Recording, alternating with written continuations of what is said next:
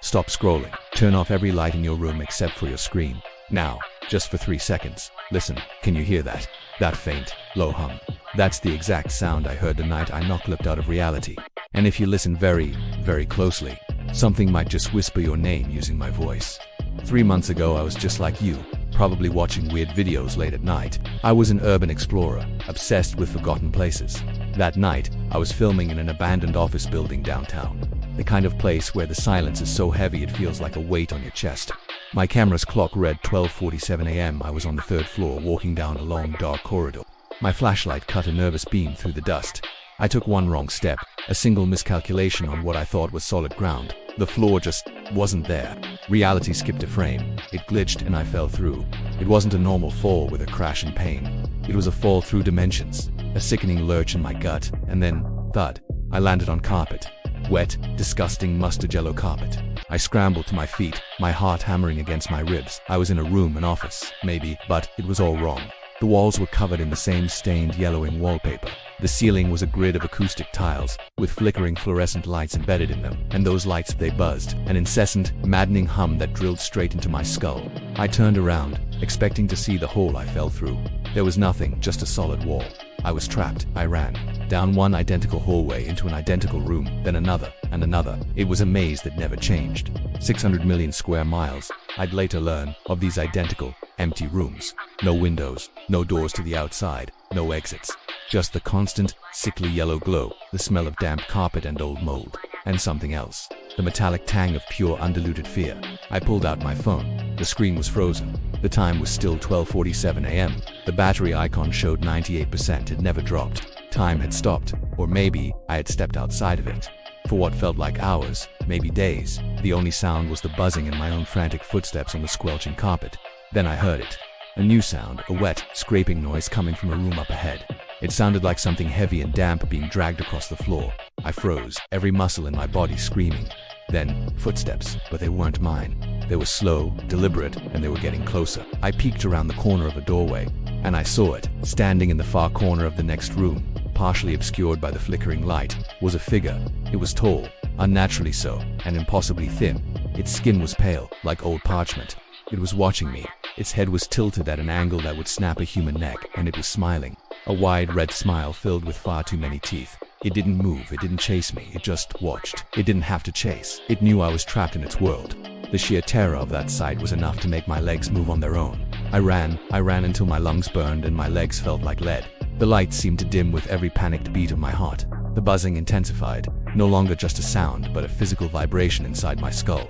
I started seeing things, scrawled messages on the yellow walls, carved with what looked like fingernails. Nitrogen monoxide, sleep, it knows your name. The carpet is alive. Don't trust the silence. I found things that shouldn't be there. Piles of single shoes, all different sizes and styles, just heaped in the corner. Small, neat piles of human teeth. And in one room, a child's drawing, taped to the wall. It showed a smiling stick figure family, but where their eyes should have been, there were just deep, black, empty holes. The entities, as I learned they were called, got bolder. The silent, smiling man was just the beginning. I saw shadows that crawled on the ceiling, moving against the direction of the light. They were long and spidery, and they were always just out of the corner of my eye. When I turned to face them, they would be gone. Then came the whispers. They were clever. They used familiar voices. I heard my mom's voice, clear as day, telling me I looked tired, telling me to just lie down and rest for a little while. I heard my best friend's voice laughing from the next room over, calling my name, telling me he'd found a way out. But I had learned the rules of this place from the frantic scratchings on the walls. Rule number 1, never stop moving. Rule number 2, never trust the silence, but trust the voices even less. Rule number 3, never ever look back, because what you think is chasing you might not be, but the moment you look, something else will be. I lost all sense of self. I was just a raw nerve of survival. I ate nothing, I drank nothing, but I never felt hunger or thirst. I just felt a bone-deep exhaustion that I couldn't give into. The buzzing was my new heartbeat. The yellow was my new sky. I remember running down a particularly long hallway. The lights were flickering faster than ever, creating a strobe effect. I could hear something behind me, something with too many limbs, its footsteps a wet, slapping sound that was gaining on me. I didn't dare look. I just pumped my arms and legs harder, my breath sobbing in my chest. I thought this was it. This was the end. I closed my eyes, bracing for the inevitable. The next thing I knew, I felt a sharp stabbing pain in my side. I was on cold, hard concrete. The air smelled of rain and exhaust fumes. I opened my eyes. I was back in the abandoned building, lying in the same corridor I had fallen from. My flashlight was a few feet away, its beam weak. I scrambled for my phone. It was in my hand. The screen now lit up. The time was 12:48 a.m. My battery was at 1%. Only 1 minute had passed in the real world. 1 minute for my eternity of hell. I got out of there. I didn't look back. I ran all the way home and locked every door, every window. But you don't just leave the back rooms, a part of it leaves with you. I still hear the buzz, late at night when the house is quiet.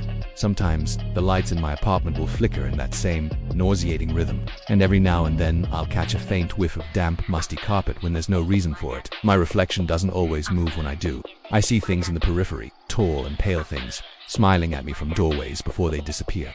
So, listen to me. If your screen just glitched while watching this, if the lights in your room just flickered, don't look behind you. Don't brush it off as nothing. Don't turn off your light to go to sleep. And whatever you do, when you're walking late at night, be very, very careful where you step. The back rooms are always looking for new residents. They're always hiring. And now that you've watched this, they've seen you, they know you're interested, and they're waiting. My name is Caleb. In the summer of 2023, I took the worst job of my life. Night security at the place they still want to put on any official map. Skinwalker Ranch, 512 cursed acres in northeastern Utah, where the veil between worlds is apparently paid. The owners paid triple overtime and made every guard sign an NDA thicker than the Bible. So this is the first time I'm saying any of this out loud. Week 1 was just weird. Motion sensors would go off with absolutely nothing on the cameras. Cattle would stand for hours, just staring at the same patch of empty sky. And there was this low, constant humming that made the fillings in my teeth ache. At first, I wrote it off. Old equipment, the high desert wind, logical explanations. Then the howling started. And this wasn't coyotes, it wasn't wolves, it was something else entirely. It sounded like a human throat trying to scream through a dog's mouth, and it would roll down from the ridge every single night at 3:33 a.m. sharp. The very first time I heard it, my patrol truck's engine died instantly. All the dash lights just bled red, then went completely black. I sat there in the pitch dark, clutching a shotgun that I suddenly wasn't so sure would do me any good. In week 3, the cattle started disappearing, and I don't mean taken, I mean gone. One morning we'd have 47 head in the east pasture, the next only 13. There was never any blood, no drag marks, no footprints, just these perfect circles of flattened grass where something heavy had stood. And sometimes, we'd find a single cow tongue laid neatly right in the center, almost like an offering. That's when I saw my first skinwalker. I was up checking the ridge trail around dusk. All of a sudden, the temperature just plummeted, maybe 20 degrees in 10 seconds. The crickets went completely silent. Then I heard footsteps behind me, barefoot on rock. They kept exact pace with me, no matter how fast I walked. I whipped around with my flashlight and caught it, just for a split second. A tall figure, wearing what used to be a man's skin. It was too loose, like it had been put on in a hurry. Its arms were too long, and its head was cocked at an impossible angle. Its eyes reflected my flashlight beam like polished amber. Then it opened its mouth, and my own voice came out calm and cold. It said, "You don't belong here, Caleb." I ran so hard I dropped my rifle right there on the trail. When I finally made it back to the guard shack and checked the security feed, the camera on that ridge showed nothing, just empty dirt the entire time. After that night, the rules changed. We weren't allowed to work alone anymore. We started carrying flare guns loaded with silver shot because someone high up decided iron wasn't enough. We stopped using our names on the radios, just call signs. And every single night, something would walk the fence line on 2 legs that bent the wrong way. It left prints that started human and ended in claws. The last night I ever spent on that ranch, every single alarm went off at once. The sky lit up orange, like a second sun had just risen behind the mesa. The remaining cattle were screaming in a way I hope I never ever hear again. My partner and I, we grabbed the GoPro, jumped in the truck, and drove straight toward the light. About half a mile from the homestead, we found it, a perfect circle, burned into the ground, 30 feet across, still glowing. In the middle of it lay one of our bulls, sliced open from throat to tail with surgical precision. Every single organ had been removed and arranged around the body in a pattern. A pattern I recognized from old Navajo stories my grandfather used to whisper about, right before he'd make the sign of the cross and change the subject. Then the GoPro caught something the human eye didn't. A shape stepped out of thin air.